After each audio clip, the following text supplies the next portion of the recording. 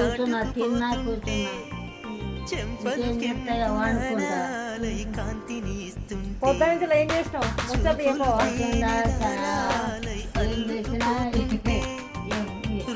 ఏం పని ఏమ్మా, పొద్దున బ్యాంకు పోయినావు కదా? బ్యాంకు పోయినా అక్కడ ఏమన్నారు? గుర్తుపడతాను నన్ను నువ్వేనా నువ్వేనా అని గుర్తుపడతాను అడిగిండు. ఏమన్నావు? నువ్వే అన్నావా? అడిగిండు